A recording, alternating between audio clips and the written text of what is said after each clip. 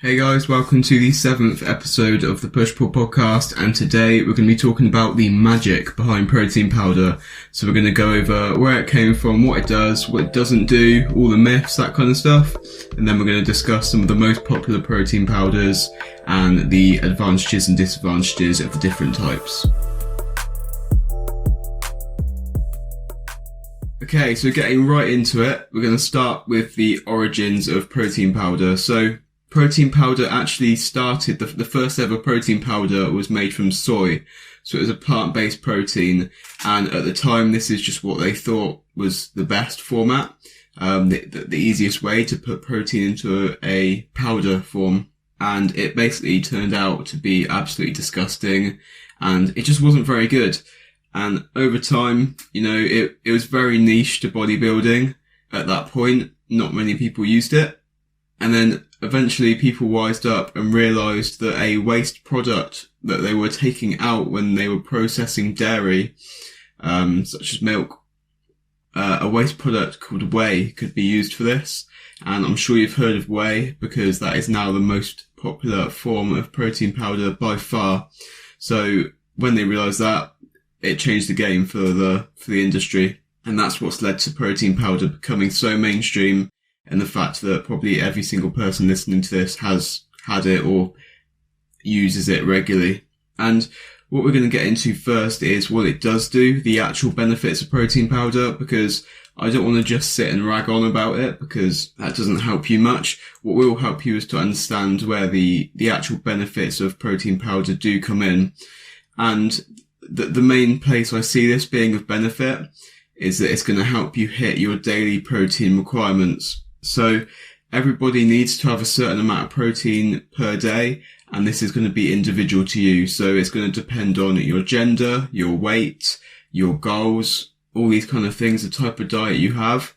So if you eat, a pretty balanced diet, you eat meat, you're a male, 160 pounds, 180 pounds, something like that, then and your goal is to build muscle, you're training in the gym, like I'm sure everyone listening to this is, then you want to be getting about 1 gram of protein per pound of body weight, which I think is 2.3 grams per kilogram, 2.2 grams per kilogram, something along those lines. So, 180 pound man, 180 grams of protein, nice and easy. However, protein in the form of meats and stuff like that is definitely the most expensive. You can get a kilogram of rice for 2p, but chicken breast is going to be several quid, and there's no escaping it. Protein is the most expensive macronutrient. So for people that are heavier, the guys that are 180 pounds, 200 pounds, heavy guys, they need to eat a lot of protein to get to where they want to be, and that does become expensive, especially if you're on a budget. So that's the major benefit of protein powder that I see initially, is that it's cost effective, but it's also super efficient, because again, if you need to be getting 220 grams of protein a day and you're trying to optimize your protein distribution throughout your meal, so you're looking at getting 40 to 50 grams of protein per meal, you're going to be eating, let's say 5 or 6 times a day. If you are like most people and have a job that keeps you nice and busy throughout the day, that's going to be really difficult and time consuming to have that amount of protein through normal whole food sources available to you.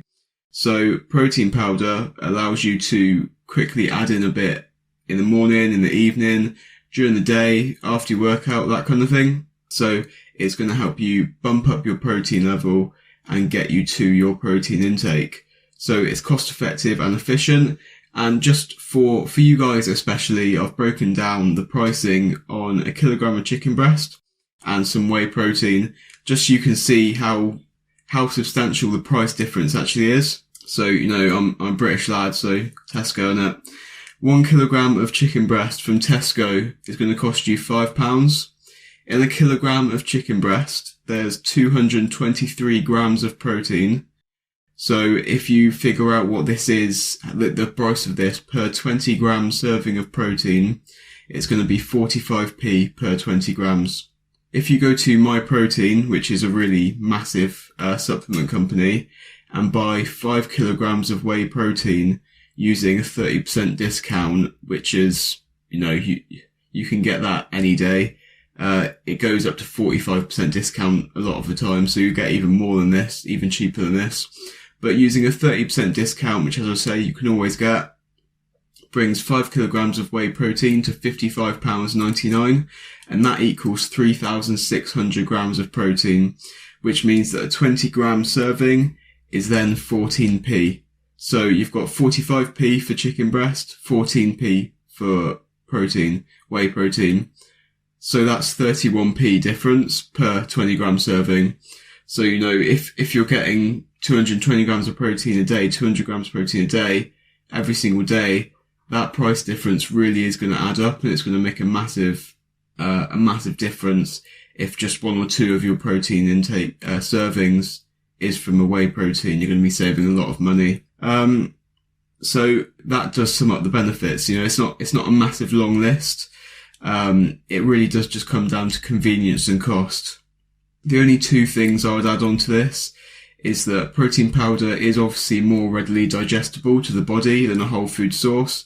If you eat a chicken breast, you have to spend time breaking down that chicken breast to make use of the nutrients in it, whereas a protein powder is already in a more digestible form due to the processing. So it is more readily accessible by the body, but the benefit of that is negligible, and we'll be discussing about digestion rates and stuff further down anyway, so you'll understand more about that soon. Another thing is, don't think about protein powder as something different to a form of protein like chicken, because it's literally powdered protein. It's heavily it's heavily processed, which takes away from it, and we'll discuss that in the myths, obviously. But 30 grams of protein powder is pretty much the same as 13 grams from chicken breast. What they're going to do for you is not going to be different in the grand scheme of things. It's literally just powdered protein. Okay, get that in your head. So now we've discussed what protein powder will do for you and how it actually is good. We're going to go straight into what it doesn't do and the myths, and this is definitely the most important part of this podcast. And these things annoy me, so I'm going to go on about them probably. I apologise. But the first thing is, you really don't need it straight after a workout. So you see so many people rush into their gym bags and absolutely just downing a protein shake as quickly as possible as soon as they've put their last dumbbell down, because they think that a workout's going to be wasted if they don't get protein powder, a protein shake in straight away. And there's a few things wrong with this. One is that you don't need protein straight after workout at all. You really don't need specifically a protein shake. So the difference between having protein from a shake or from a whole food source such as chicken or any kind of meat after a workout, there's no difference. Protein is protein. However, after you do a workout, muscle protein synthesis is elevated for 12 to 48 hours anyway after the session. So you really don't need to get in a protein shake straight after the workout, because you've got a whole massive window where the time's elevated. It's more about your daily, it's all about your daily protein intake as a whole, not what you get in that window that people have named the anabolic window, which is way, way longer than people think. If you're in your training session fasted, it will be more important for you to get protein straight after your workout, or as soon as possible within an hour or two. But even so, you don't need a protein shake. It's just protein, not powder. Alright. The next thing is that protein powder does not allow you to build more muscle. If you build more when you start taking protein powder, so let's say you're struggling to build muscle and then you start taking protein powder and you suddenly notice that you are building muscle, this is not because of the protein powder. I mean, it kind of is, but it's not, because the reason you've then started building muscle is that your total protein intake in a day has gone up. So what that means is that you weren't eating enough protein before to build muscle, and now you are. So whether you introduce that protein through more chicken or more veg or or a protein powder, you would have built more muscle. It's not the protein powder, it's the protein. I hope that makes sense. So it's due to an increase in your daily protein, not because of the magic powder unlocking muscle building potential and that kind of stuff. And also on the same kind of level, it won't allow you to build more muscle than if you were off the powder. If somebody that goes through their muscle building journey without taking protein powder will build the same amount of muscle, given equal nutrients and training, obviously, than if they got protein from whole food or protein from powder. It's not a steroid. It doesn't allow you to build more muscle. It's literally a convenient source of a macronutrient. So the last thing which kind of annoys me is that protein powder really isn't healthy for you when you look at it. It is extremely heavily processed. So because we're listening to this podcast and we're thinking about protein as powdered, as like a powdered chicken breast, it's the same sort of thing. If you think about where protein has come from, we were talking about whey, so we will talk about dairy. You've taken the protein out of dairy and you've turned it into powder. So you've taken protein out of milk and you've turned it into a powder which tastes like chocolate or tastes like mint chocolate chip ice cream. How the hell did we get there? That is a huge amount of processing to get to that stage. And we know we need to be eating natural, organic food that's not got a massive list of ingredients in it, rather than protein powder, which has 50, 100 ingredients probably. So it's really not healthy for the body because it's so heavily processed. It's like a Pop-Tart that's just protein powder. Unless in certain situations where you can't get protein in through other means and it's helping a protein deficiency. So it does depend, but generally it's really not healthy for you. So basically it's not required to build muscle and it doesn't build more muscle than not having protein powder. You haven't wasted a workout if you don't have a shake immediately or at all. And it's not healthy or natural in most cases. Okay, so for the second part of the podcast, we're going to go through the popular forms of protein powders and discuss their advantages and disadvantages. Obviously, I'm not going to be covering every single type of protein powder ever because that would take way too long. So I'm just going to cover the most popular forms. So the main one is Whey Concentrate, and this is probably what most of you have used, whether you knew it or not. Whey Concentrate comes from milk, so it's a milk protein. And a whey concentrate powder will be 80% protein. The rest of it is going to be fats and carbs, which come from the flavouring and all that kind of stuff. The biggest benefit to this kind of protein is that it's so cheap, it's so readily accessible, and you can just get your hands on it so easily that it really does speak to the benefit of the convenience and price that we mentioned earlier. It's cheap, it's common, it tastes really good generally. It's probably the best tasting they've engineered, and it also generally mixes really well in shakes or oats or whatever you put your protein powder in. Another massive advantage to whey protein powder, which is probably why it's become so popular aside from the price, is that it contains all of the essential amino acids. So it's got what we call a complete protein profile. It's got a complete amino acid profile, which means it's a complete protein source, meaning it contains all the amino acids that your body needs to build muscle, whereas some other forms only have 1, 2, 3, rather than all of them. So that's a massive benefit to it, especially considering how cheap it is. And also, whey protein, so milk proteins, have a really high bioavailability level. Bioavailability is how accessible and available the nutrients are for your body to actually use and put to work in your body. So if something has a low bioavailability, you won't be able to use everything that's in it. Whereas if it's got a high bioavailability, you're going to be able to use more of what you're intaking. Milk protein is actually the second highest bioavailable protein source, which is second to egg protein. So from egg whites, that kind of stuff. Another thing about whey protein to note is that it's very fast digesting, and that's not really a good or bad thing. It's just something to know, and then you can use that and put it to work. So because it's fast digesting, it means that when you take it in, within an hour or two, your body's going to have digested it and be able to start using it, which means that it's good to get in your body, after a fasted period. So in the morning, after you've not eaten for a long time, or after a workout, a fasted workout, and you want to get protein into your system a bit quicker, whey protein is going to be really good for that. However, if you want something that's going to be slower digesting because you're entering a fast or before bed, that kind of thing, whey protein isn't going to be ideal because of the digestion rate.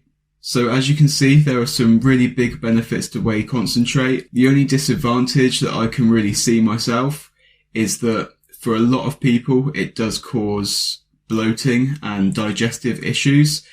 Because it's dairy product, a lot of people have issues digesting dairy as it is. And especially when it's so processed, a lot of people are going to have problems with this. So if you get bloating or digestive issues from a whey protein powder, don't just push through it, because there are other options which won't give you the same discomfort, and it'll also mean that your body's able to utilize it better if it's not struggling to digest it. Next up, we're going to talk about a whey isolate protein powder, which is definitely less common than a whey concentrate, but it's still definitely up there. And again, this is actually very similar to the whey concentrate. It comes from milk again, but rather than being 80% protein, it's going to be about 90% protein per serving. And because of that, it's going to have less carbs and fats, which is probably the first benefit. If you're looking to get a protein powder that is as close to pure protein as possible, then this is going to get you closer to that than a whey concentrate. It's going to have more protein per serving, less fats and carbs. Aside from that, it's pretty much the same as a whey concentrate powder. Again, it's got all the essential amino acids, it's a complete protein source, and it's got high bioavailability because it comes from the same source as whey concentrate. It's still whey, so just like I said, it's still second to egg protein in terms of bioavailability. Again, because it's whey protein, it's fast digesting, so the benefits of that and the disadvantages of that are going to be exactly the same. Where whey isolate is different is in the disadvantages, really. So obviously it's still a dairy product, so you're still going to have those bloating and digestive issues with this if you can't tolerate whey concentrate. But the issue I have with whey isolate is that it's got a near identical amino acid profile to whey concentrate, but at a higher price. So it's more expensive, it's less readily available, and it's pretty much the same. So from what I've seen, I don't really see the benefit of switching to this unless you are really trying to reduce your fats and carbs, which again is something I don't recommend. So if you know any other benefits to a whey isolate over a whey concentrate, do let me know, because I can just see those three disadvantages that we mentioned. Up next, the third protein powder we're going to talk about is one called Casein, and I'm sure some of you have heard of this, but it is definitely less common than whey protein powders. So Casein protein, again, is from milk. It's a milk protein. However, remember that the whey protein whey concentrate is 80%. Casein is what makes up the 20% that isn't whey. So it's extracted from the milk in a different, using a different process. I'm not a protein powder making expert. I'm not sure how the process differs, but it's from the 20% of the milk, of the milk protein that isn't whey. And it's got different properties to whey, which definitely make it noteworthy. So because it's from milk, again, it's got all the essential amino acids. It's a complete protein. It's got a complete amino acid profile. And also, if you switch from whey to casein, you might notice that it's generally thicker. So when you mix casein in a protein shake with water or milk, or put it in cereal or oats or something like that, casein is going to have a thicker consistency, which is actually a benefit if you're dieting, because if you are having something that's thicker, it's going to feel more filling, it's going to be more satiating. So when dieting, casein can be a good option. Also, casein is slower digesting than whey. So as we mentioned, whey is fast digesting. It's going to get into you're going to be able to access the nutrients within an hour or two. Casein is going to be much slower release. It's going to be sustained over hours and hours. Because of that, it's good when you're entering a fasted state. You hear a lot of bodybuilders talking about having casein protein like cottage cheese before bed. That's because it's slow digesting. It's going to help them access protein throughout the night. However, the benefit of this is so negligible that for most people it's not really worth considering. But if you are looking to get that last 1 or 2% of progress, it's worth considering casein is a nice slow digesting protein source. In terms of the disadvantages of a casein protein powder, they're not massive, but there's definitely a few. The first thing is, it doesn't taste as good. People say that it kind of tastes a bit chalky and you're going to have less flavour options. Just because it's less popular, companies are going to invest less money into the flavouring of it. So you get way less flavour options and the texture is going to be different to that of whey. But like I said, it is thicker, which is a good thing. Casein protein is also quite substantially more expensive than a whey protein and less readily available. So you are going to be paying more money for something that doesn't have a huge amount of different benefits. So that's down to you whether you think the pricing difference is worth it. Generally, the macros of casein to whey are going to be very, very similar. So you're paying for similar macros, but of a different kind of profile, of digestibility profile, but at a higher cost. So you need to make that decision. Next up, we're going to cover something a bit different. This is going to include a few different types of protein, and these are going to be vegan sources of protein powder. And so this is going to include things such as soy, pea protein, rice protein, hemp protein, all that kind of stuff. And obviously the main benefit of this is that vegans can have this. It's not from a dairy product, it's not from meat. So you are able to eat this if you are vegan, and it's still got a very high protein content. So per serving, it will depend on whether it's pea or rice or whatever you're looking at. But generally the protein content per serving is going to be the same as a whey or casein, if not higher. And then again, the fats and carbs are going to be the same, if not lower. The next major benefit for these kind of protein powders is that if you are one of those people which has digestive issues when consuming whey or casein proteins, these are usually going to be so much better for your bloating and issues. So a lot of people that they're not vegetarian or they're not vegan, they never have been, but they can't really tolerate the dairy very well, they will use a vegan protein powder for that reason, because they can just tolerate it. It doesn't make them bloated. They digest it a lot better, which, as I mentioned, means you're going to have better access to the nutrients. You're going to be able to use that protein powder better. It's going to be better for your gut. In terms of the speed of digestion, it's going to vary slightly between the different sources, obviously, but typically we're looking at somewhere in the middle. So casein was your slow digestion protein powder, and then whey was your quick digesting protein powder. These are going to be somewhere in the middle of that. So you can't really utilize them because you can't utilize some for slow, some for quick. They're just all going to kind of sit around that middle mark, which isn't a disadvantage. It's something to be aware of. In terms of the disadvantages, it is obviously more expensive and less common than the milk proteins we mentioned, but I think that's to be expected because you are paying for something that is more specialized. But because of the massive benefit of avoiding bloating and stuff like that, especially if you're vegan and you physically can't have the others, it's that the extra price is justified.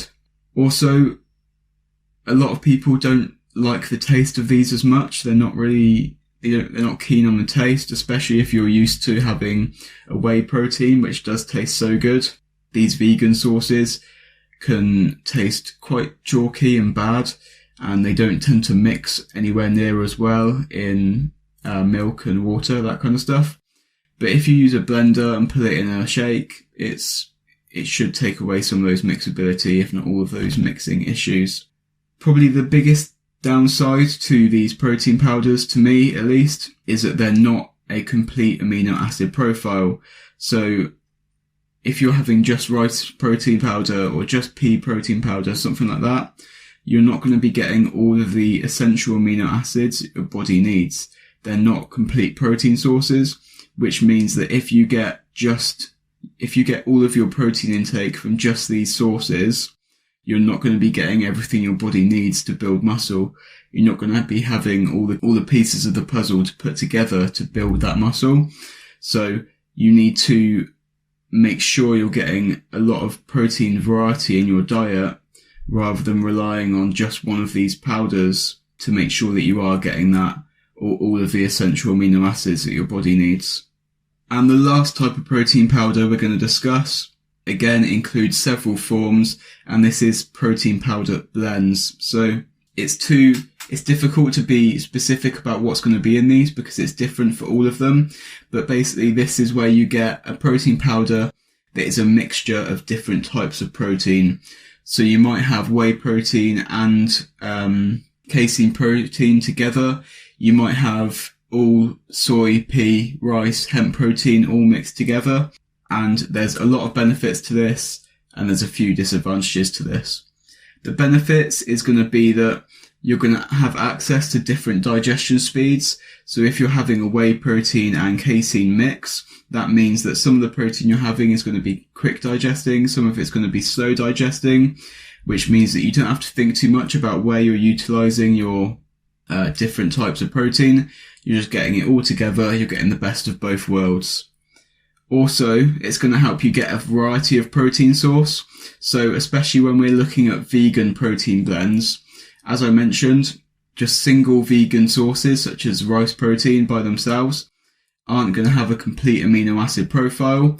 But if you combine several of them together, you can create a complete amino acid profile to get a complete protein source. And that's why they put together these vegan blends in the first place. So if you are vegan, this really is where you should be getting your protein powder from. You want to be looking for a vegan protein blend. So that's, I think that's big enough of an advantage. You need to be getting all of the essential amino acids. That's why they're called essential.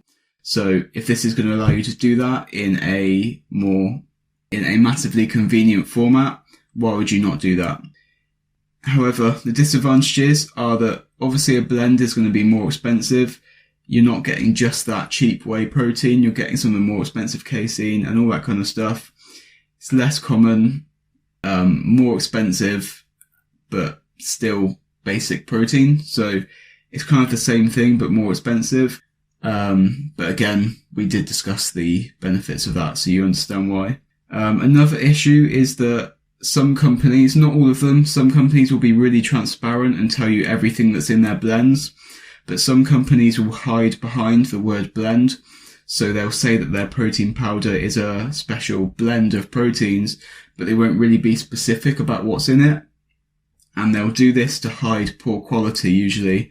So if you are buying a protein blend, make sure that you're buying one that's transparent and tells you everything that's in there. Look at the ingredients and make sure you're getting a high quality protein powder that's got everything you need in it.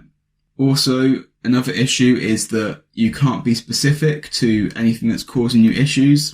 For example, if you start taking a pea protein powder and you then get constipated, you know that it's the pea protein powder that's making you constipated, and you can then switch to a rice or a soy and see what happens.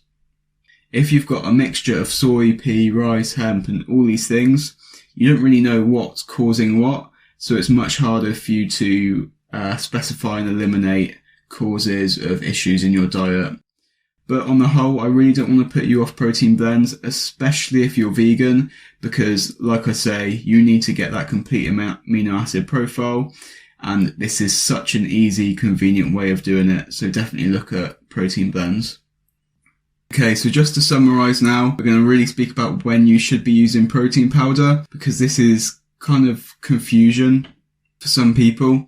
I'm not going to say a time of the day, like after workout or in the morning or before bed or anything like that, because frankly, I don't care. It's going to make such a small change that 99.9% of people don't need to worry about it. And it's going to be different for 99.9% of people based on lifestyle and all these kind of things.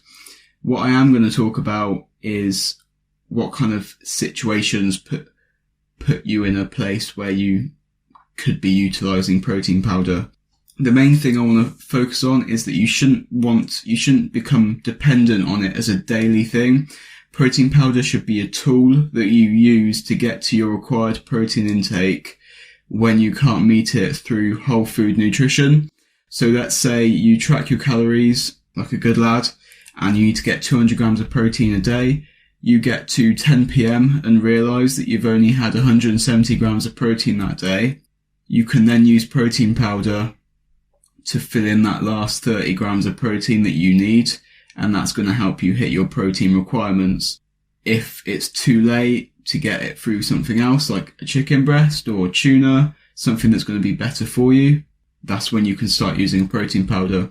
It shouldn't be something that every single day you rely on to get to your protein intake. Another situation that would justify using protein powder is that if you struggle to meet your daily intake due to fullness. So especially a lot of women struggle to hit protein intakes just because protein is so filling. It's the most satiating macronutrient, as I'm sure you've heard. So for a woman to be getting 140, 150 grams of protein, that can be a lot. That's a lot of chicken, a lot of tuna, a lot of steak. So because that's so filling for them, often it's beneficial for these people to use a protein powder just to get to that intake without making them feel absolutely stuffed at the end of every day. Another reason that you should be using protein powder is if you're on a really tight budget. I've already been through all the pricing and shown how much cheaper it is than whole food sources. So if you are a student or living at home, or you just don't have much money available, buying protein powder in bulk, so a massive 5 kilogram bag or something like that, is going to be so much cheaper than a whole food source. Obviously, don't get all of your protein intake through it, but using it for a serving or two each day is really going to help you budget. And the final point I'm going to make, I promise you it's the final point because we're over half an hour now, which is ridiculous.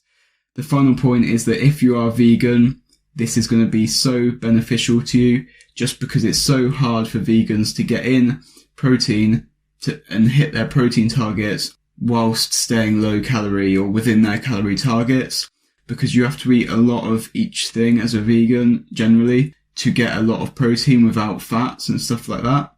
So a protein blend, a vegan blend, is going to be so much more beneficial. And I do think that 99% of vegans should really be using a protein powder just to make their life so much easier. And with that, I will leave it there. If you have any more questions, please do get in touch and let me know. Hope you enjoyed listening, and until the next one, see you later guys.